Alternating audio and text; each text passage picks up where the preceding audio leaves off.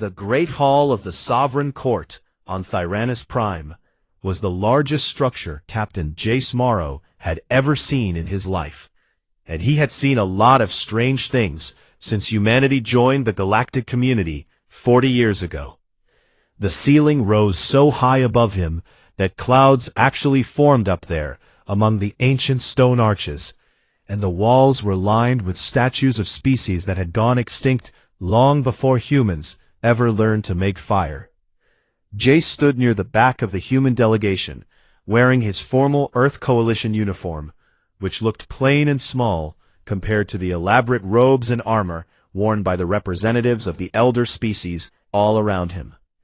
There were hundreds of delegations in the hall that day, because this was the conclave of species, which happened once every galactic cycle, and it was the place where member races came to air their grievances before the Sovereign Court. Ambassador Lean Vasquez stood at the speaking platform in the center of the hall, and she was making humanity's case with every bit of skill she had earned in 30 years of diplomatic service. The Alkari border patrols have seized 14 human merchant vessels in the last cycle alone, she said, and her voice carried well through the enormous space thanks to the amplification systems built into the floor.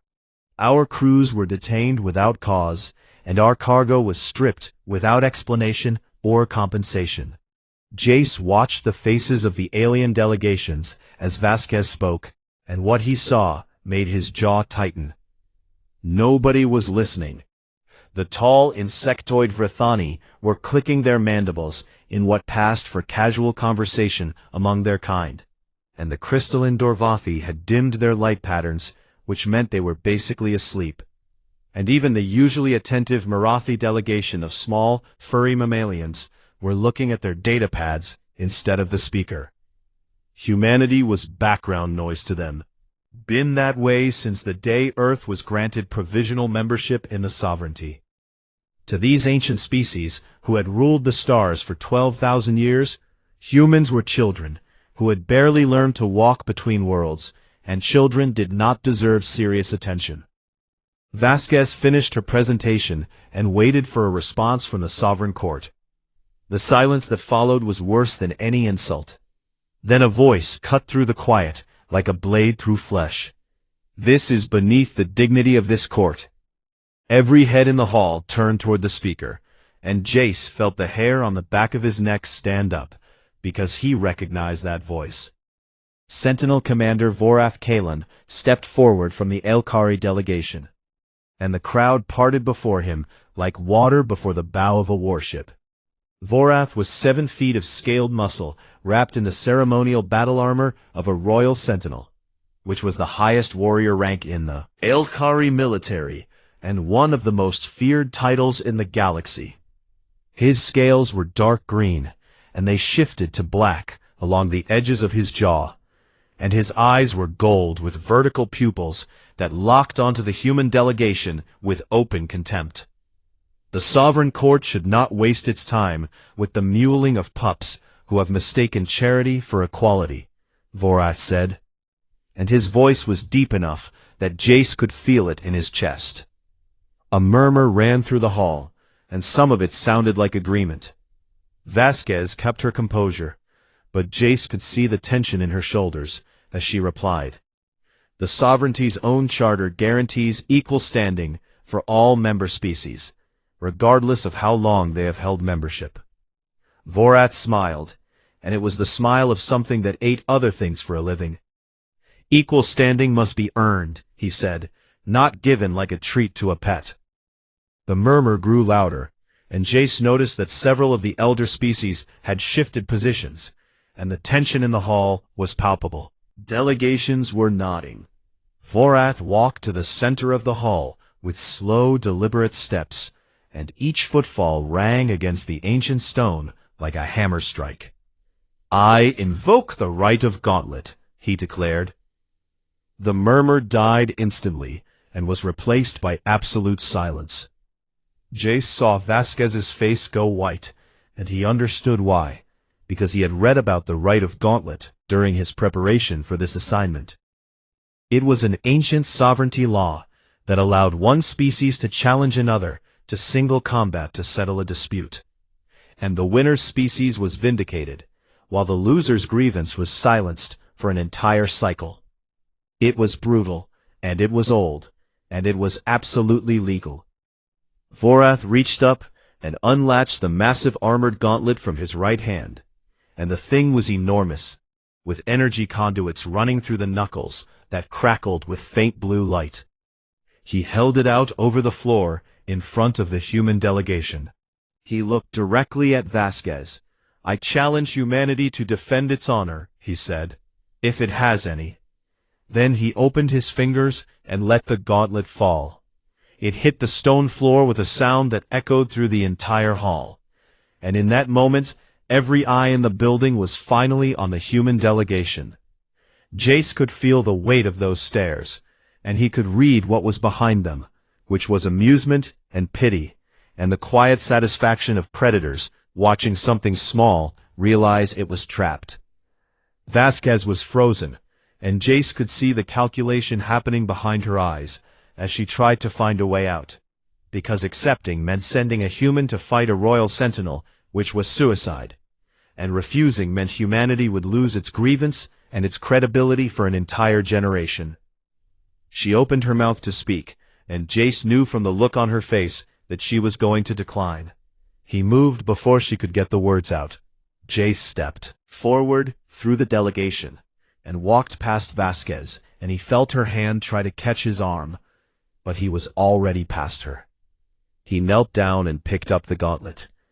It was heavier than he expected, and the metal was still warm from Vorath's hand, and the energy conduits hummed against his fingers. He stood up straight and looked Vorath in the eye. The Sentinel commander was more than a foot taller than him, and outweighed him by at least 150 pounds, and every inch of him was built to kill. Jace did not say a word. He simply nodded. The hall erupted into noise, and it was the sound of 100 species all reacting at once, with shock and disbelief, and in some cases, what sounded like excitement. Vorath smiled again, and this time it was wider, and it showed teeth that were designed for tearing meat from bone. "Brave," he said, "and very foolish." The Sovereign Court confirmed the challenge was accepted, and the formal parameters would be set within 3 days, and the duel would take place within 7. The delegations began to file out, and the noise was deafening as everyone talked about what they had just witnessed. Vasquez grabbed Jace by the arm the moment they were in the corridor outside the hall, and she pulled him into an alcove, and her face was a mixture of fury and terror. "Do you have any idea what you have done?" she hissed. Jace looked at her, and his expression was calm in a way that she found deeply unsettling, because a man who had just signed his own death warrant should not look that calm. "Yeah," he said quietly, "I gave them a reason to pay attention." Vasquez stared at him, and for a moment she could not find any words at all. Behind them in the great hall, the gauntlet's empty case sat open on the display shelf, where it had rested for 3 centuries, since the last time someone had been foolish enough to invoke the right. It would not be empty for long. Across the galactic network, the news was already spreading, and on every human world and station and ship, people were seeing the same footage of a quiet man in a plain uniform picking up a giant alien gauntlet from a stone floor. Nobody was ignoring humanity anymore. The news hit the galactic network like a shockwave, and within 6 hours, every major species knew what had happened at the conclave. A human had accepted the right of Gauntlet against a royal sentinel. The betting markets opened almost immediately, and the odds against Captain Jace Morrow were so extreme that most bookmakers listed them as a joke, because nobody with any sense believed a human could survive more than 30 seconds against Sentinel Commander Vorath Kalan.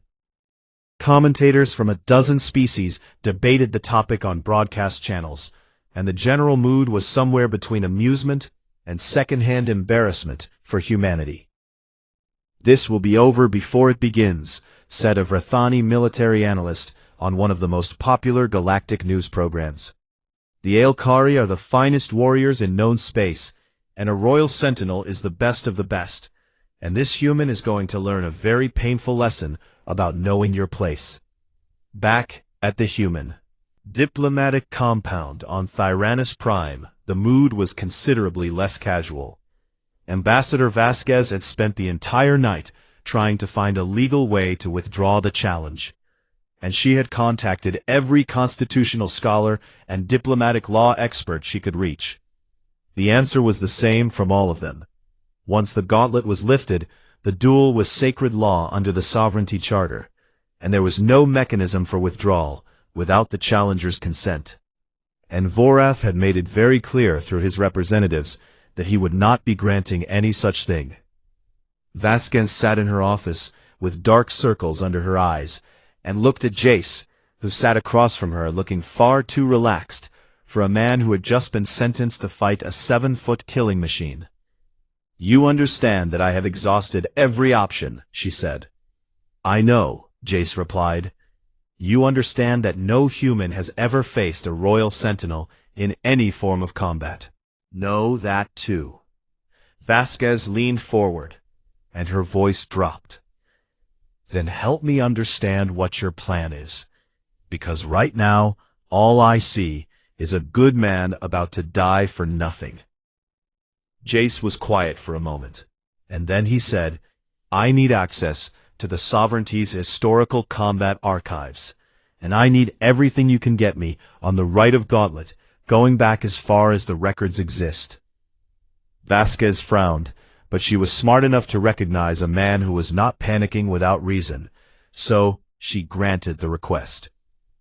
While Jace buried himself in ancient records, Dr. Asha Okonkwo, the compound's chief medical officer, ran every test she could think of on his body. Okonkwo was a combat physiologist who had served with the Earth Coalition Marines for 15 years, and she understood the human body better than almost anyone alive. And what she found when she compared Jace's capabilities to the known specifications of an Aelkari Royal Sentinel was not encouraging. "You in every measurable physical metric," she told Jace bluntly, while reviewing the data on her screen. "Strength by a factor of 4 at minimum, and speed by a factor of 2, and his natural scale armor can deflect most bladed weapons, and his reaction time is roughly 60% faster than yours. What about with his bio-augments active?" Jace asked. Okonkwo's expression tightened. "With augments, he is essentially a biological weapons platform, and his pain is suppressed, and his reflexes are computer-assisted, and his strength output roughly doubles. And without the augments?"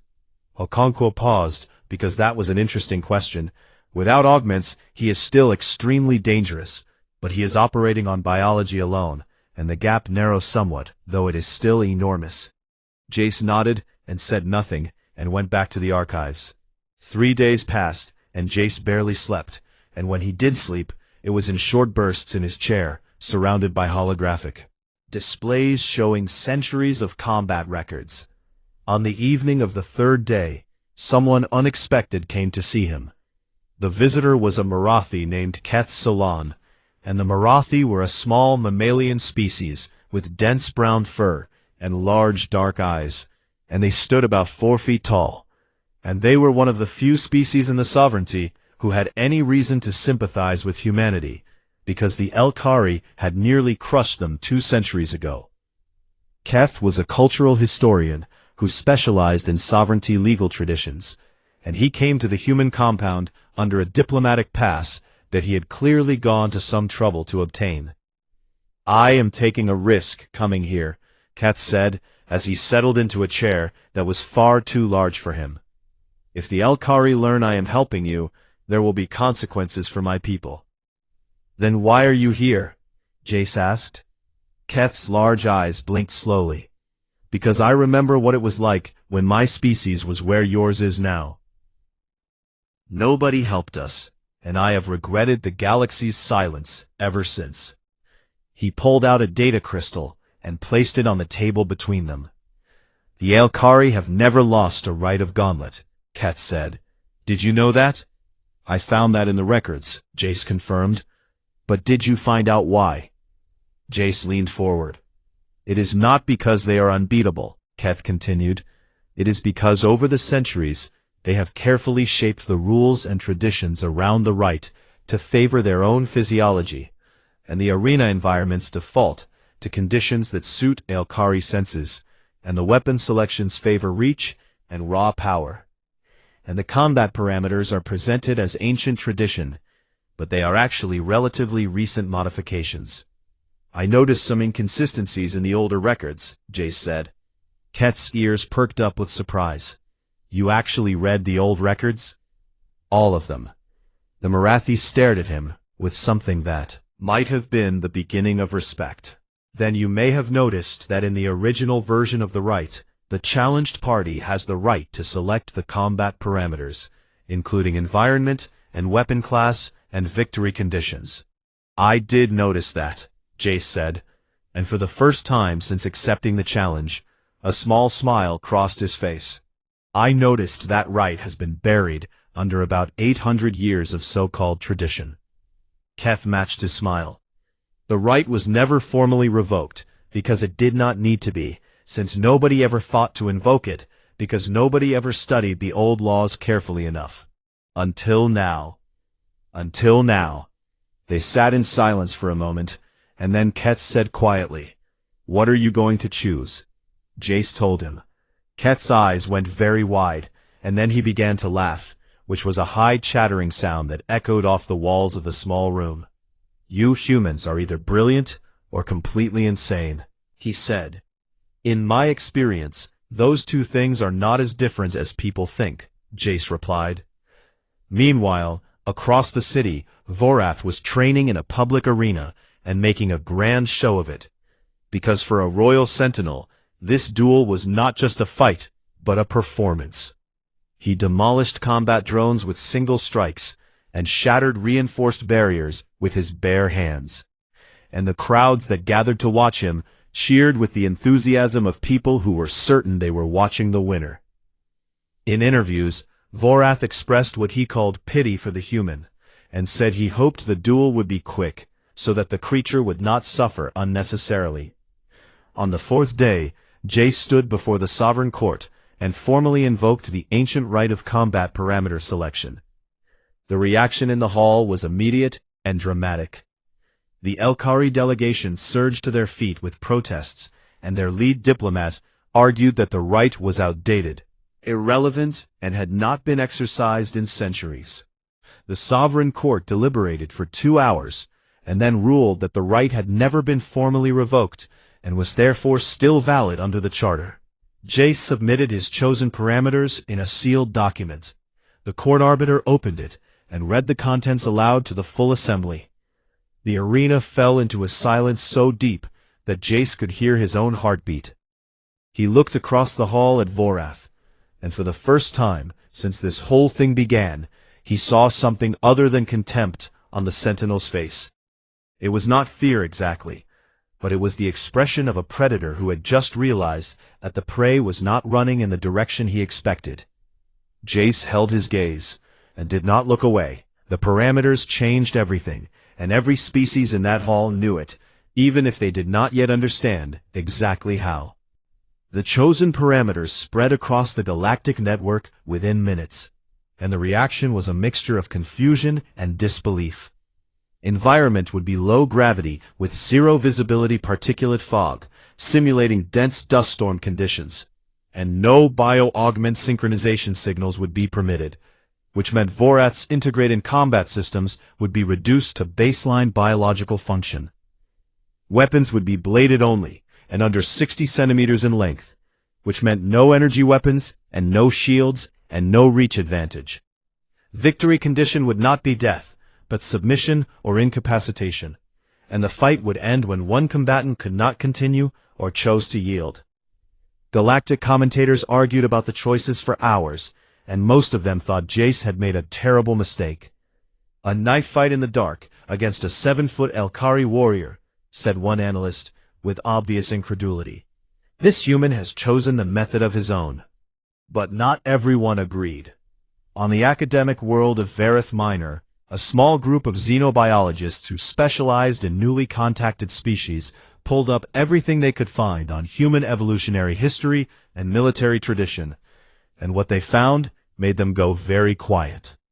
Humans had been fighting in close quarters, in darkness, in dust and mud, with short blades and improvised weapons for tens of thousands of years before they ever touched the stars.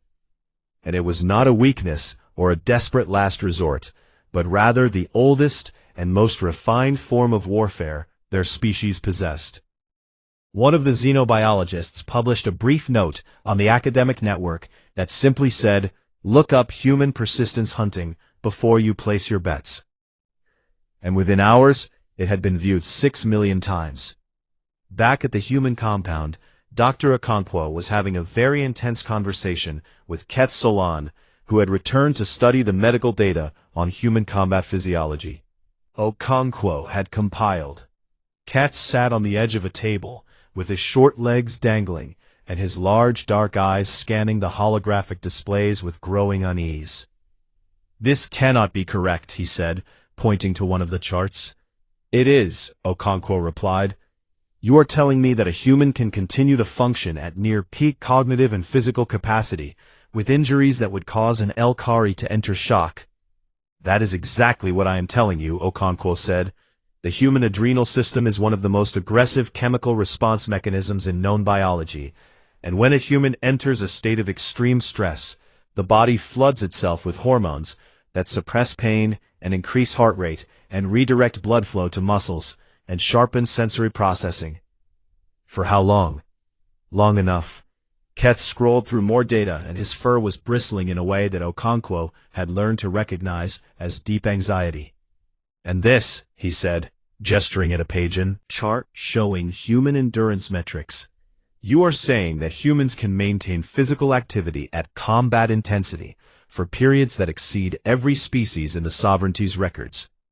Okonkwo explained, "Our ancestors on Earth did not have claws or fangs or venom or armor, and we were not the fastest or the strongest predators on our world, but we could keep going after our prey long after it collapsed from exhaustion. And we did this in extreme heat, across vast distances, for millions of years, and it shaped every part of our biology." Keth was silent for a long time, and then he said something that Okonkwo would remember for the rest of her life. "This is the most terrifying thing I have ever read in a medical journal." 2 days before the duel, Jace sat alone in a small training room at the compound, and he was not training his body, because his body was as ready as it would ever be. He was training his mind. Display in front of him showed footage from a place he had not thought about in years, which was the tunnel networks beneath the mining colony on Kepler 442b. The colonial insurrection had lasted 8 months, and Jace had been a young Marine lieutenant when his company was deployed to secure the underground mining complex, where the insurgents had dug in. The tunnels were pitch black because the power grid had been destroyed in the first week, and the air was thick with rock dust that clogged filters and blinded sensors, and the fighting was done at arm's length with whatever you had in your hands. His company had gone in with 200 Marines. 11 came out. Jace was one of the 11, and he had not survived because he was the strongest or the fastest, but because he learned something in those tunnels that most people never have to learn, which is that the body can take far more punishment than the mind believes, and the person who wins a fight in the dark, not the one with the most power, but the one who refuses to stop moving.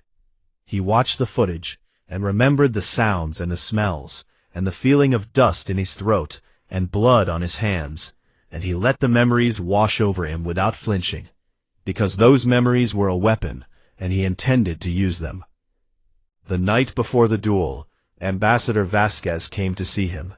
She found him sitting in his quarters with the lights dimmed and a cup of coffee in his hands, and he looked at her with eyes that were calm and steady, and she realized that she had never seen him look afraid since the moment this all began. "I have made my peace with this," she said, sitting down across from him. "I want you to know that whatever happens tomorrow, I will make sure your family knows what you did and why. I appreciate that, Jace said, but I need to understand something, she continued. Why did you do it? And I mean really why? Because I have been going over it in my mind, and I cannot figure out if you are the bravest man I have ever met, or the most reckless. Jace took a slow drink of his coffee and thought about the question. Every species out there thinks we are soft, he said. They think we are soft because we are new, and we are small compared to them. And we die young, and our world is just one little blue rock in a galaxy full of ancient civilizations. He set the cup down. But they do not understand that those things are exactly why we fight so hard. And every human who has ever lived has known that time is short, and the universe is big. And if you want to matter, you have to be willing to stand up, even when standing up might be the last thing you do. He looked at her and his voice was quiet, but absolutely certain. If I walk away from this challenge, every species in the galaxy will remember that the human backed down, and they will treat us like something small and soft for the next 100 years. We'll still be paying for it?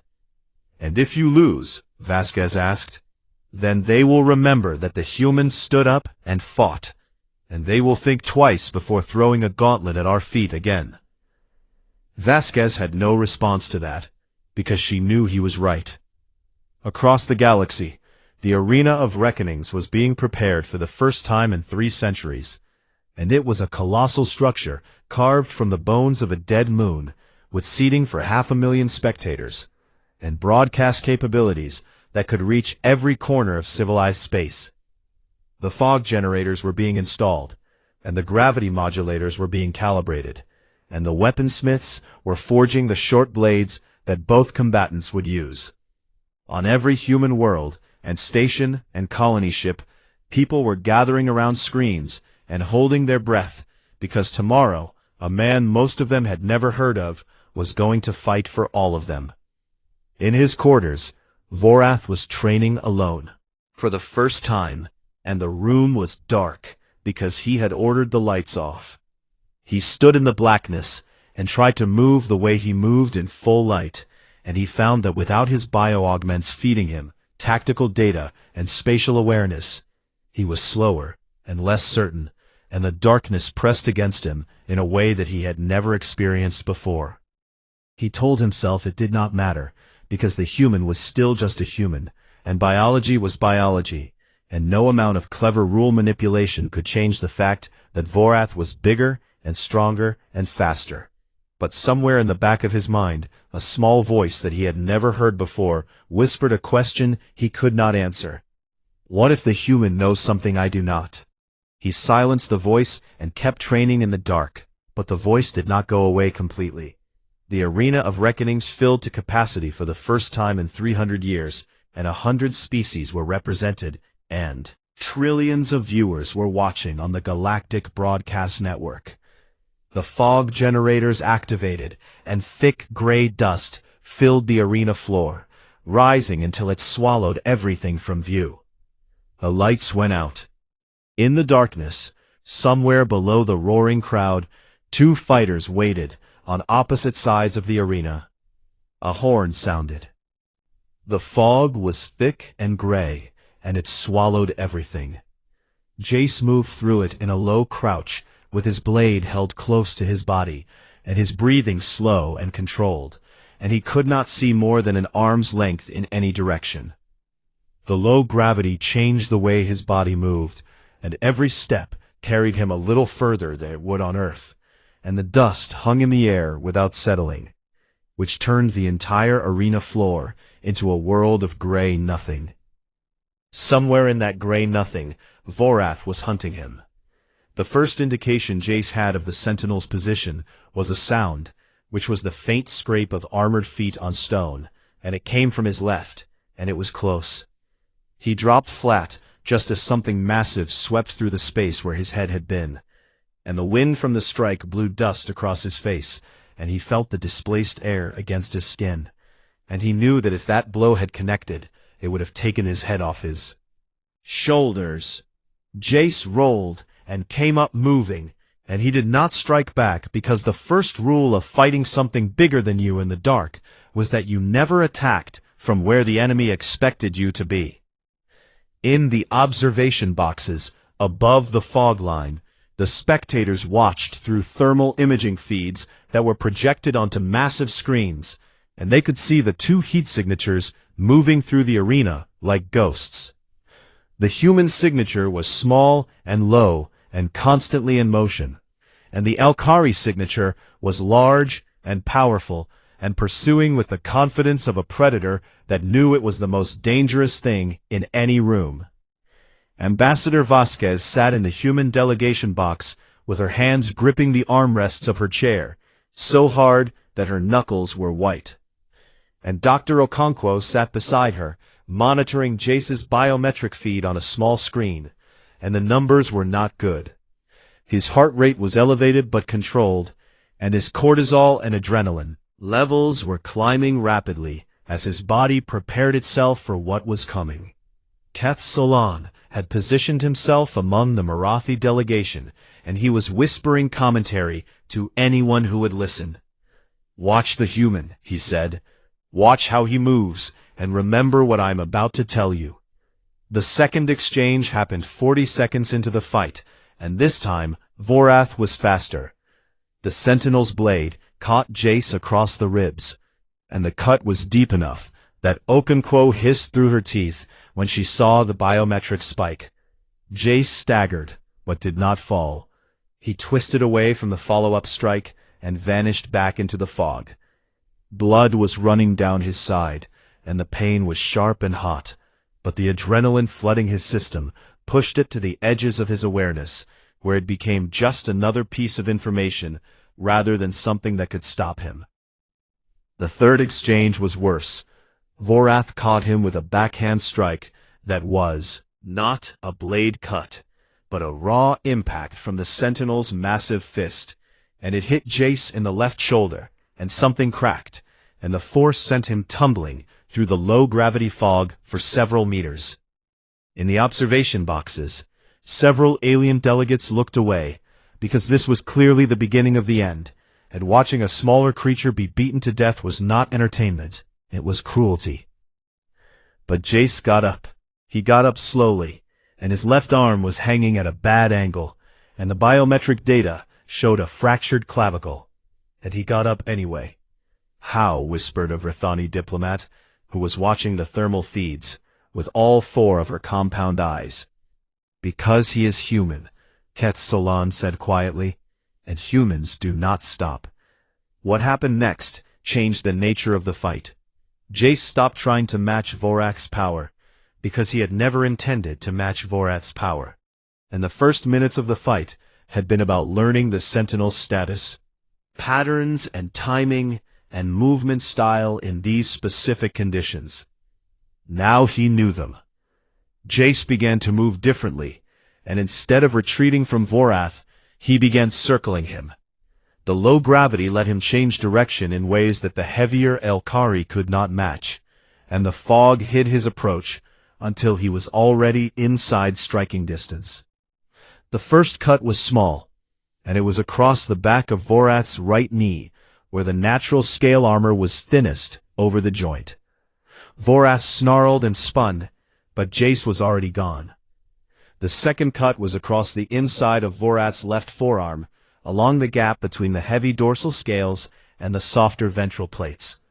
The third was behind the right elbow. The fourth was across the tendons above the left ankle. None of them were killing blows, and none of them were meant to be, because Jace was not trying to kill Vorath. He was trying to bleed him. Cut by cut, line by line, he was taking the Sentinel apart.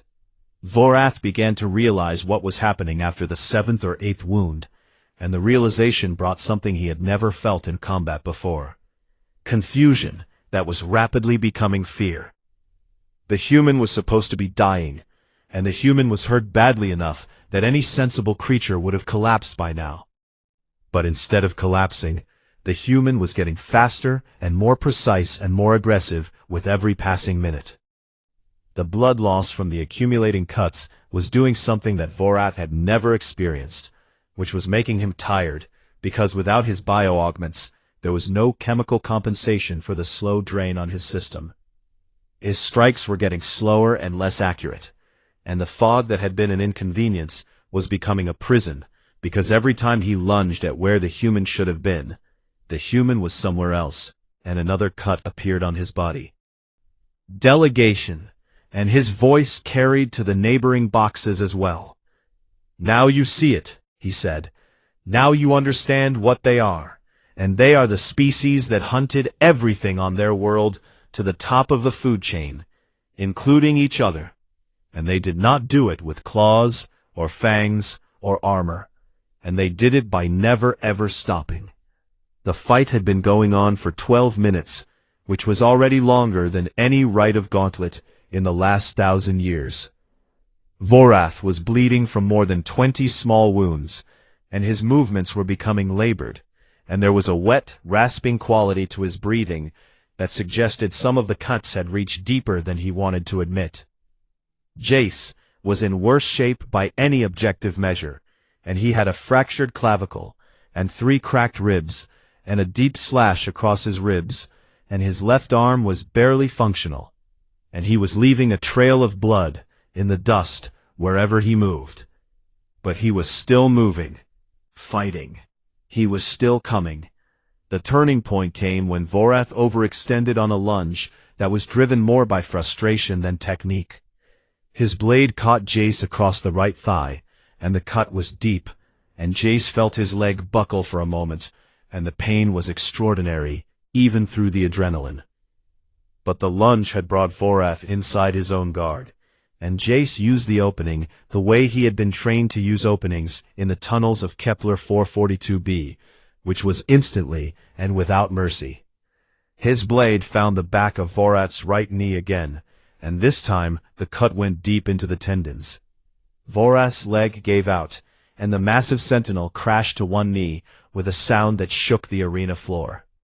The silence that fell over the crowd was unlike anything any of them had ever experienced, because in 12,000 years of the Rite of Gauntlet, no royal sentinel had ever been put on the ground.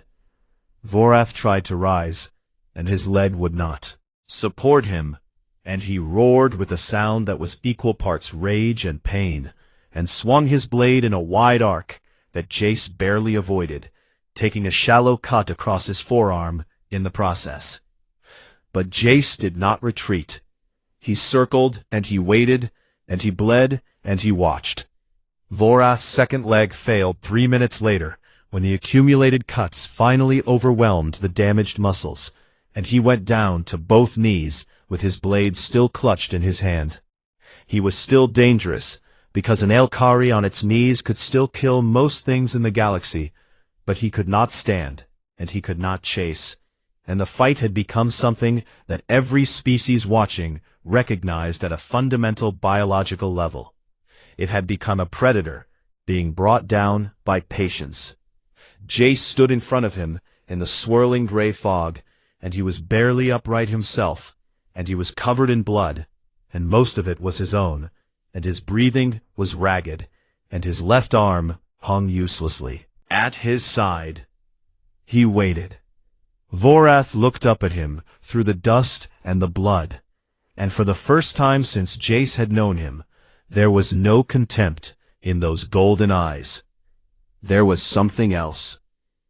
Jace spoke, and they were the first words he had said since the duel began, and his voice was rough and tired, but absolutely steady.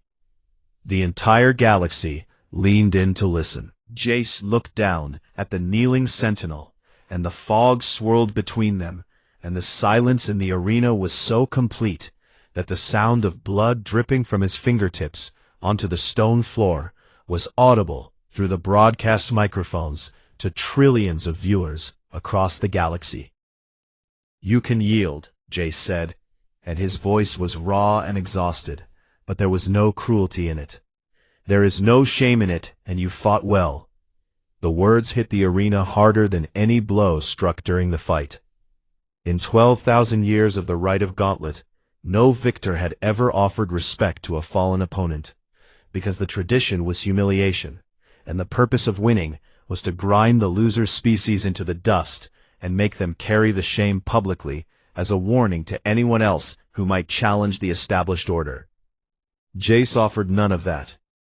He stood there half dead on his feet, with broken bones and open wounds, and blood soaking through what remained of his armor, clothing, and he offered a warrior's respect to the creature that had been trying to kill him minutes earlier.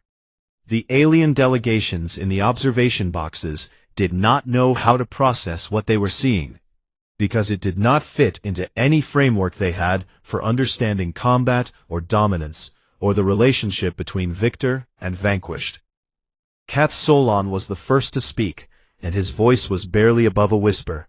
This is why they are dangerous, and it is not because they can endure pain, or because they refuse to stop fighting, and it is because even after they win, they choose to be something other than cruel. Vorath stared up at the human, and his golden eyes were unreadable, and the moment stretched on, and the galaxy held its breath. Then slowly and with great deliberation, Vorath opened his hand and let his blade fall. It clattered against the stone, and the sound was sharp and final.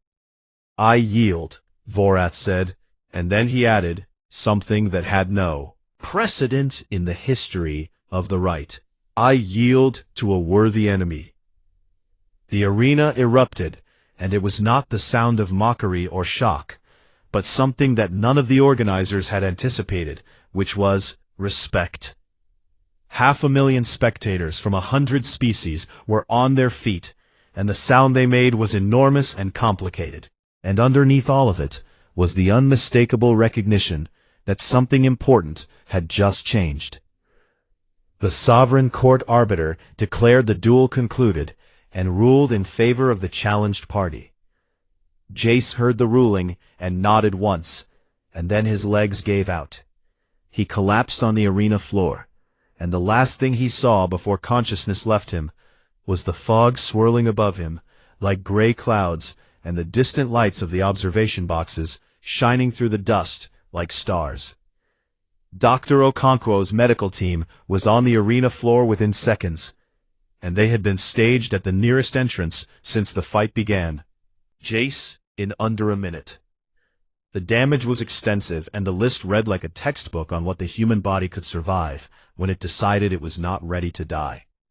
Fractured left clavicle and 3 cracked ribs, and a deep laceration across the right rib cage that had come within a centimeter of puncturing his lung, and a severe cut to the right thigh that had nicked the femoral artery, and a shallow puncture wound to the left side of his chest that had in fact grazed his lung, and more than a dozen smaller cuts across his arms and torso, and a total blood loss that would have killed a member of most other species long before the fight ended.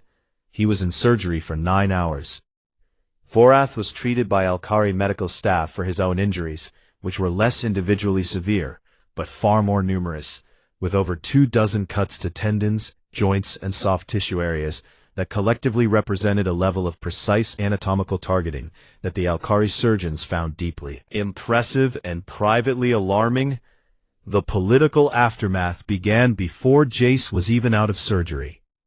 The Sovereign Court ruled formally in humanity's favor on the original trade dispute, and ordered the Alkari border patrols to cease all unauthorized seizures of human merchant vessels, and to provide compensation for the 14 ships that had already been taken.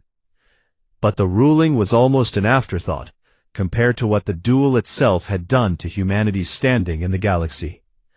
The elder species were forced to reckon with something they had been comfortably ignoring for 40 years, which was that humans were not weak, and they were not fragile, and they were not soft, and there was a vast and important difference between being new and being insignificant. Cat Solon returned to his academic post on the Marathi homeworld, and immediately began writing a paper that would become the most discussed piece of xenobiology in a century. Persistence Doctrine: How Humanity's Evolutionary Heritage Redefines Combat Calculus. And in it, he laid out the case that humans possessed a combination of biological traits that no single elder species could match, which included extreme endurance and aggressive chemical pain suppression, and the ability to maintain cognitive function under physical trauma, and perhaps most importantly, the psychological capacity to continue fighting long past the point where any rational calculation would say the fight was lost. The paper concluded with a line that would be quoted for generations. "We made the mistake of measuring humanity by the standards we use for each other, and by those standards they appeared small and short-lived and unremarkable. But those standards do not account for what a species becomes when every generation knows that time is precious and survival is never guaranteed, and the only resource that is truly unlimited is the willingness to keep going." The duel, Vorath did something that no Royal Sentinel had ever done before. He requested a formal meeting with the human who had defeated him. The meeting took place in a medical ward, because both of them were still recovering, and Jace was propped up in a bed with his left arm in a regeneration cast and bandages covering most of his torso. And Vorath entered the room with a noticeable limp, and moved carefully, as if the simple act of walking required concentration. They looked at each other for a long moment, and there was a strange kind of understanding between them that only two people who have tried to kill each other and survived can share.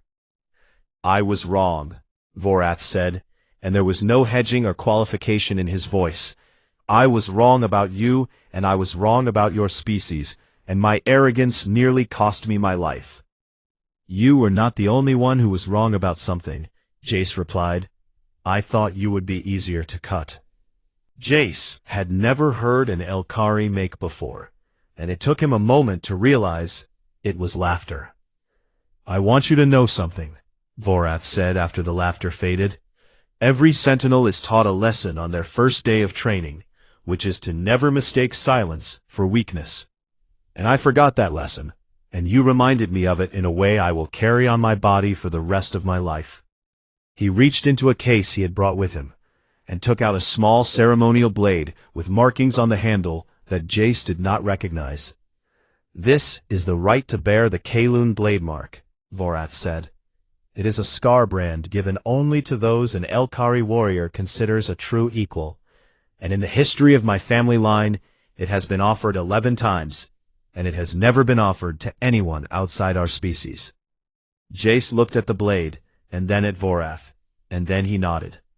The mark was made, and it hurt considerably, but Jace had recently established a fairly high baseline for pain, and so he managed. In the weeks and months that followed, the ripple effects of the duel spread across the galaxy in ways that no one had fully anticipated. Human diplomats found that doors that had been firmly closed for decades were suddenly opening, and trade negotiations that had stalled for years began moving again, and military cooperation offers arrived from species that had never previously acknowledged humanity's existence. It was not because the galaxy feared humans, although some species certainly did after watching the duel footage, and it was because they respected them, and respect was something that could not be negotiated or purchased or demanded, but only earned. Ambassador Vasquez visited Jace one final time before he was transferred back to Earth for extended recovery, and she sat beside his bed and told him that what he had done had changed humanity's place in the galaxy more than 40 years of diplomacy had managed. Jace, who was still characteristically bad at accepting praise, said, "I just picked up a glove." Vasquez laughed and told him he was impossible, and then she thanked him and left. 6 months later, Captain Jace Morrow returned to duty on Thyranus Prime. He walked through the diplomatic quarter with a slight limp that the doctor said might never fully go away, and new scars that joined the older ones, and the Kaloon blade mark on his forearm that drew stares from every Elkari he passed. Where once the alien species in the corridor had looked through him as if he did not exist, now they saw him. Some nodded as he passed, and some stepped aside, and a group of young Marathi military cadets saluted as he walked by, which made him uncomfortable. But he returned the salute because it seemed like the right thing to do.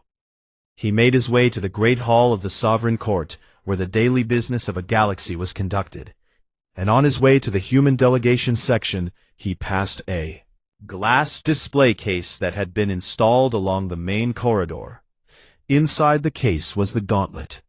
The same massive armored gauntlet that Vorath had thrown at the feet of the human delegation all those months ago was now displayed under soft light, with an inscription beneath it carved into a metal plate in 12 languages, including English.